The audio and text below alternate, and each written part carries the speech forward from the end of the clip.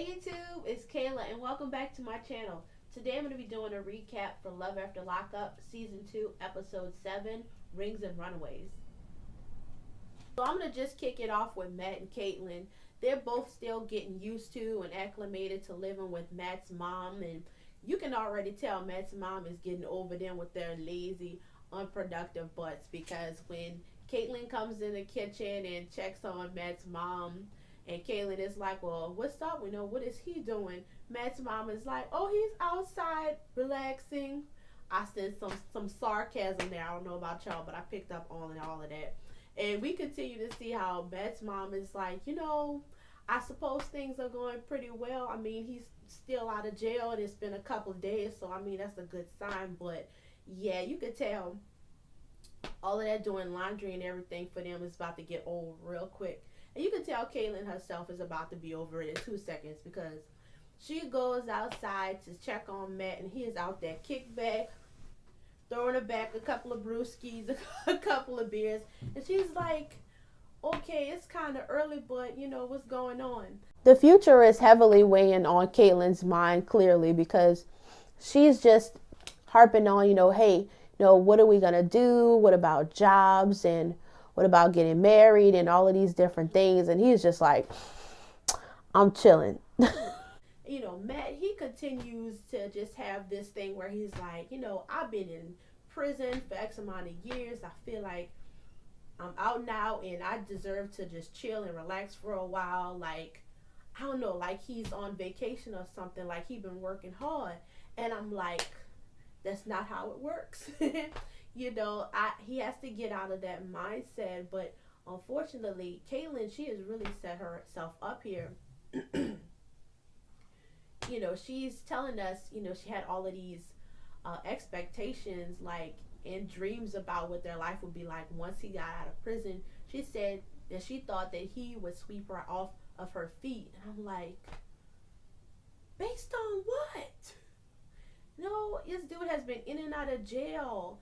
And your mother was on drugs and she was not there for you, and she left you with all of these abandonment issues.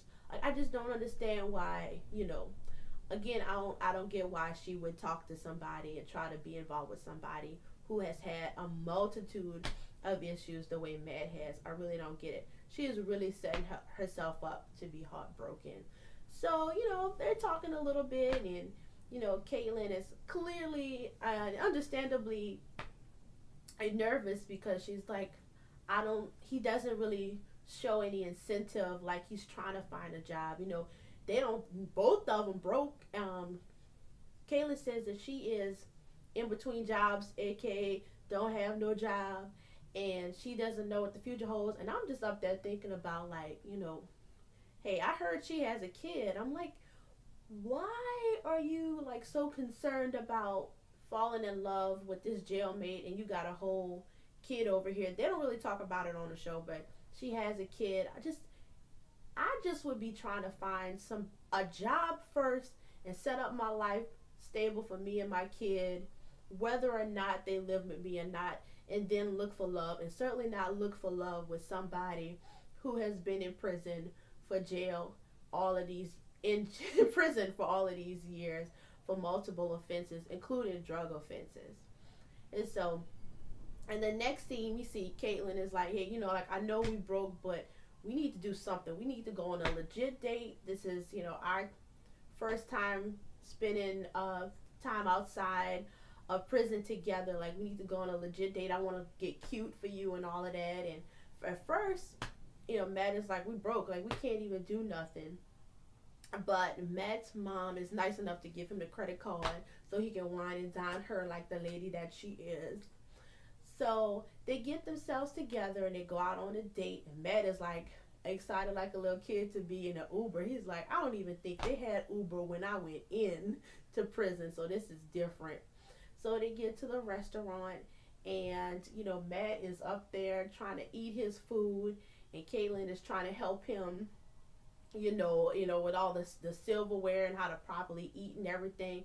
And she's like, you need to put that napkin in your lap, because the tooth, if food come out of your tooth hole, because his teeth jacked up in the front, then the food could go right on your nap. So she, on the napkin. So she's like, hey, it'll catch all of that action right there. And he's like, that is not gonna happen. So they just continue to talk a little bit more about their future, and Kaitlyn is like concerned because the impression that he gives is like he likes prison, or he's used to it, like he'd be okay if he had to go back in. And Matt is like, I don't like prison, that isn't what it is, it's just I like what I do before I go to prison. I'm like, oh no.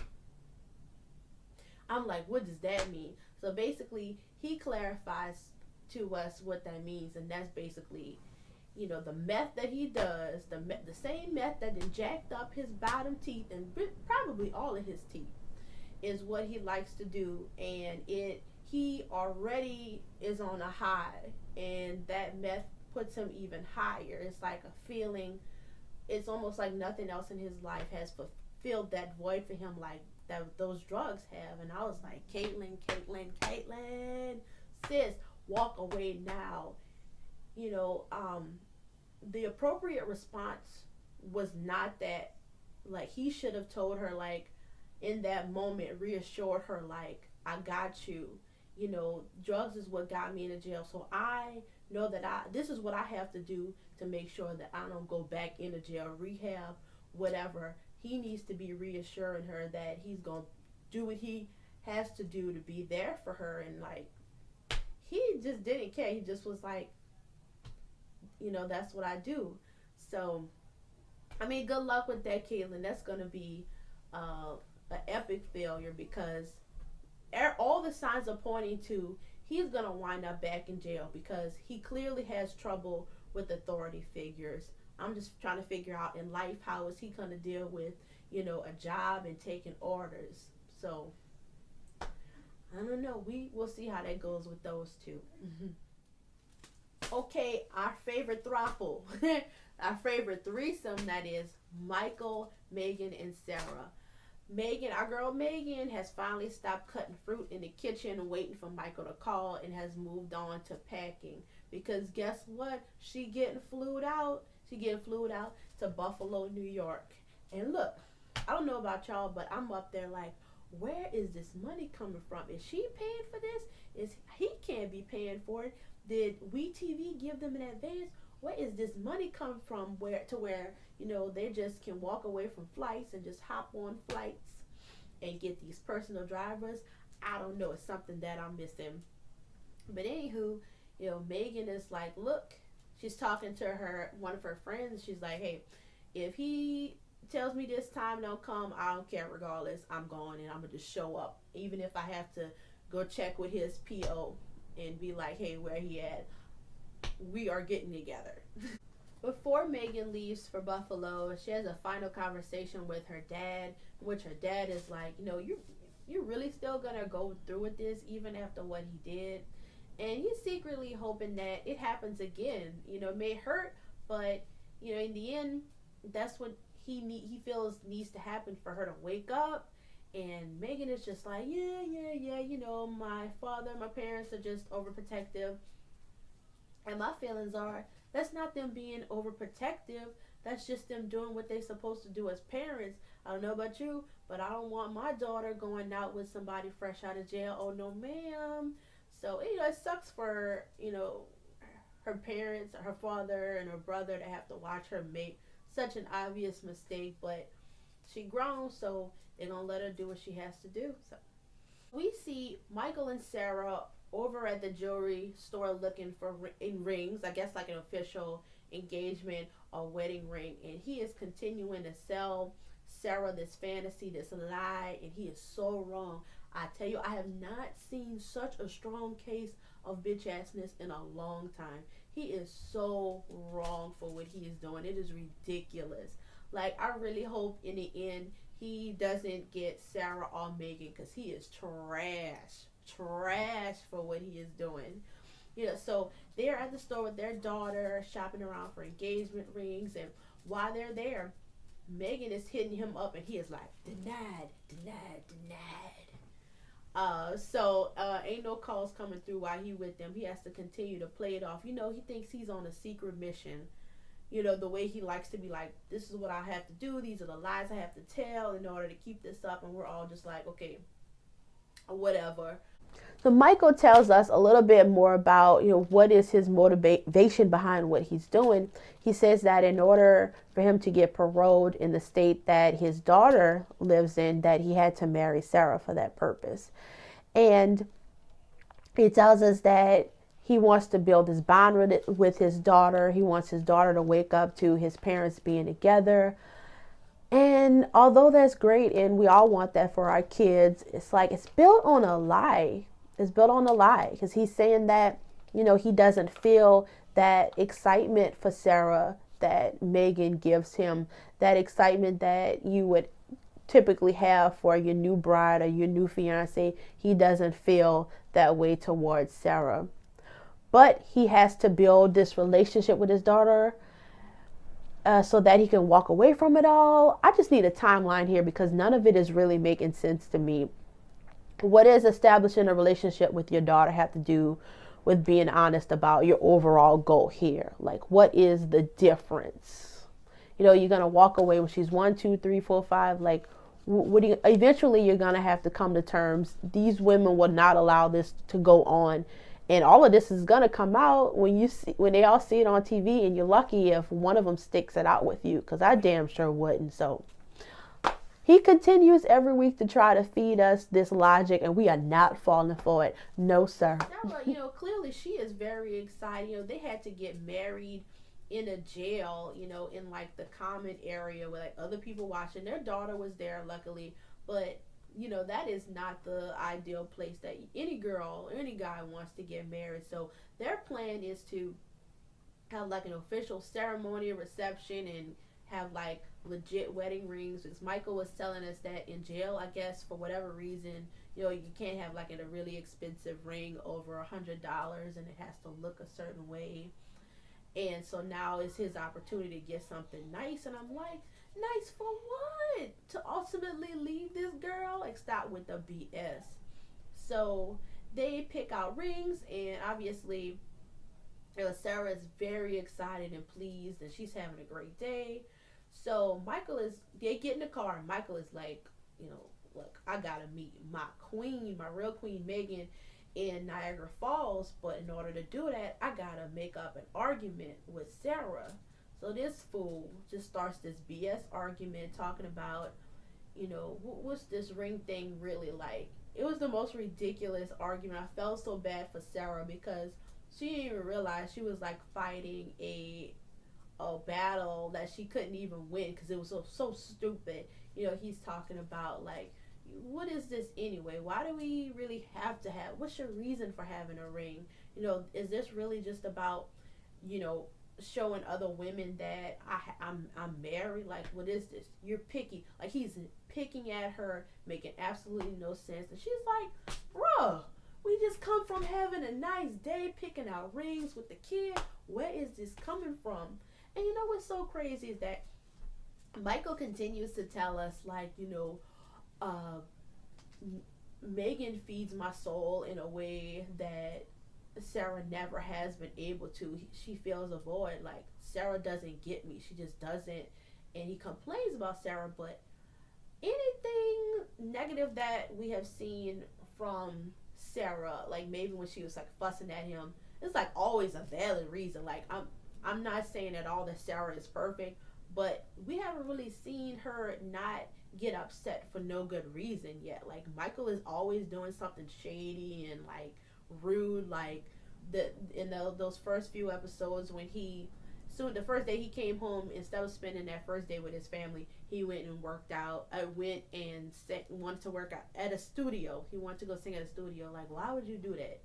And in this episode, it's like he's starting a pointless argument with her. So it's like, so far it seems like you're the problem, Michael, with all of your fuckery here. So basically he continues on with this argument, and Sarah is you could poke thing. She up there even before he leaves. She's still trying to make up with him and see if they can come to terms and make up to spend the time together. But he has to keep up with his mission and his BS. So he's like, just give me my keys and I'm gonna go. And it was just awful. Like, what a jerk.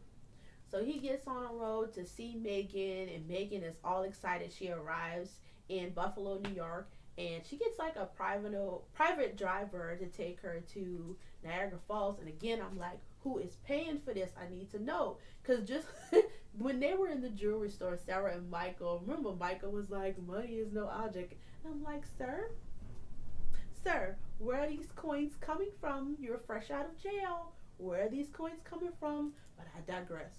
So anyway, so we pick up with Brittany and Marcelino this week. We don't get to see their little bonus girlfriend, Amanda, in this episode.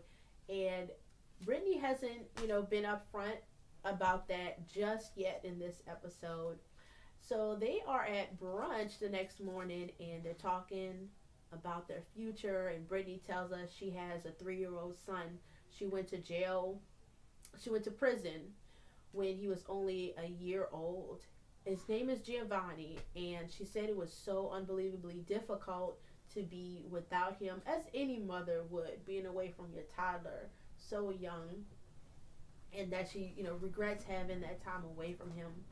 She asked Marcelino, how do you feel about being a stepfather? What would you be like? She's like, I need you to treat him as if he were your own. Can I count on you for that? Are you capable of that? And Marcelino, immediately gets on the defense in Marcelino fashion. And he says, of course, my stepfather was trash to me, even my own father. They were so phony in the way they would be like, hey, let's get together and do this. And then they would get together and they wouldn't really, be active and interact with him. It was almost always for show or something. Those dads that are just like, well, I'm physically here, so I'm doing my thing. But they weren't really spending time and engaging and investing in that child. So he feels like he didn't really have that experience. So if given the opportunity, he would like to do that for Brittany's son. At the same time, he's honest about his nervousness. He's 40 years old, never had any kids. So he's used to just hopping up and going, doing his thing. And now, he could be a stepfather. And Brittany is like, well, do you think that you would do those things? And he's like, no. She's like, don't worry about it. Everything will be fine. So they just continue to talk about, what the future looks like with them. And I'm sorry, I just cannot wait till next week. We're probably going to see more action. We're probably going to see more about, the whole Marcelino, Brittany, and Amanda. So the meat and the potatoes of the episode, Clint and Tracy. Oh my God. So the episode picks up with Clint waiting outside of the chapel where they're going to get married. And the anticipation is building up, the nervousness. He's afraid she's not going to show up because at this point she is several hours late. And Clint did not go get this woman an Obama phone, a government phone or something so that they can contact each other. So basically we are back in 1994 when you just had to hope that the person showed up. So he's waiting outside, and the person that's going to officiate the wedding for them is like, hey, where did you all meet? Tell me a little bit about yourselves. And he is like, Clint, yeah, we met on meetinginmate.com. And the guy that's going to be doing the wedding is like, okay. So they continue to wait anxiously, and they go inside the chapel. I was expecting like that whole Elvis in Vegas setup, but instead it was so much better. We go in and I was like, what in the Walker, Texas Ranger is going on here? It is a chapel inside of a barn where people are supposed to be line dancing. It is true Texas throughout. So basically, Clint is up there still waiting, like, where's this girl? So like 5 hours later, Tracy shows up in her damn prom dress or her cocktail dress. Didn't I tell Tracy last week to go to David's Bridal and get her little dress? No. She went to Macy's or somewhere and got her an inappropriate for this occasion dress. Like it is like for prom or an evening gown. But whatever, you know what? I shouldn't pick on it. I'm just happy that somebody filled in her eyebrows. She looks so transformed with some eyebrows. And also, I was thinking maybe she was taking a long time to get there. Because, if you think about it on a regular wedding day, the bride is going to take several hours to get ready. She's got to get a mani, pedi, possibly, a fancy hairstyle that could take hours, and makeup. It is a lot of preparation. So I was trying to give Tracy the benefit of the doubt. Like maybe it just took all of that time to get all of that done. But when she got there, I was like, okay, well, maybe the dress was $100 tops, and it cost another $300 to get her hair blowed out. I'm just glad she got eyebrows, because it really, really, really made a difference. Eyebrows matter. Bring eyebrows back. So I was so glad that she got that done, and she looked really nice for what it counts for. And so they get married and they say vows to each other, and that's all sweet. And WeTV trying to butter us up and get us in the mood by playing that little background music. And I'm like, I'm not convinced. So they get in the car and they talk, and they're all giddy and excited. And Clint, like the little nerd that he is, we're going to make love on our wedding night. She's like, of course, even if it wasn't our wedding night, we're going to do it. So clearly she is nervous, and she's like, I need a drink. So they were supposed to film the next day. The film crew comes over, and Clint is devastated. Hell, Clint had me shook. I was shooketh, okay? I'm like, well, damn, what happened? I was scared something happened to the girl. Like, did she get hit by a bus or something was going on? He was so devastated. So he is really not using his words, and the producers are like, do you want to, call your mom and let her know that you're okay? And at this point, I'm still just like, what didn't happen? So he finally snaps out of it a little bit, calls his mom, and then his mom's like, what's going on? You're crying. And he's like, I'm not crying. And he's up there like bawling, like a big ass kid. I'm like, calm yourself. Was Clint really married 3 times? I'm just not so sure. It was 3 women that made the decision to marry Chucky. I don't believe it. I don't believe it. This man is up here cutting up. So he finally gathers himself to talk to his mother, and his mother is like, what is going on? And he tells us that, last night was really rough for Tracy. About 2 a.m, he goes to get in the bed with her to comfort her. She's upset, and she's talking about, I need more. And basically she's referring to her demons, and her demons is crack. Yes, crack, smack. That is her demon. And you know what? What's so crazy is that I've touched on this before. I don't understand with the inmates, the parolees that are on this show that have been in jail for drug offenses. I'm like, has this been addressed? Y'all just gonna go ahead and adopt these people right out of prison. You don't know if they're fully rehabbed, if they need more time. You just gonna make this commitment to marry them. Like, you just don't know. What are you thinking if this person was in jail for a drug-related crime? Especially if they were the user as opposed to just the dealer. So Tracy is still very much dealing with those demons, and they got a hold of her. So he fell asleep. About 5 a.m, he woke up. His keys and his car was gone, and he is absolutely heartbroken and devastated. Clearly, he doesn't know where she's at.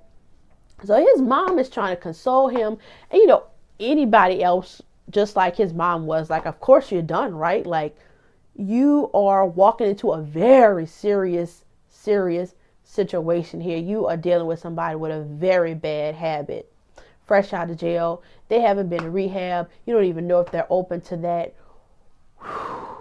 So, his mom is like, hey, can you at least get the phone cut off or something shut down? And he's like, no, I can't do that because I want to be able to talk to her. And his mom is in disbelief. Like, you're really gonna continue with this relationship, like after everything that's happened. And he's like determined, like, well, he's already told y'all that Tracy is the love of his life. He's never been happier and all of this. And he's not giving up. He's like, we just got married. And shit, I would have been like, deuces, you know, I'm going to have to just chop it up to the game. I done lost this phone. I done lost a few $100s. But better I know now than later, I'm out of here. Deuces. But not Clint, because he is still crazy about her. We don't know where things are going to go. We're going to see. I hope that girl didn't really go out and find no crack. That would be really bad. And I hope she gets the help she needed if that's what's really going on. And God bless Clint, because he is going to need it. Whew. That was a whirlwind. Can't wait to see next week's episode. It looks really good. I want to thank you all again for watching me and spending time with me. I really appreciate it. I will see you guys next week for another recap, and have a great day. Bye. Oh, look at my shirt. Who that? Bye.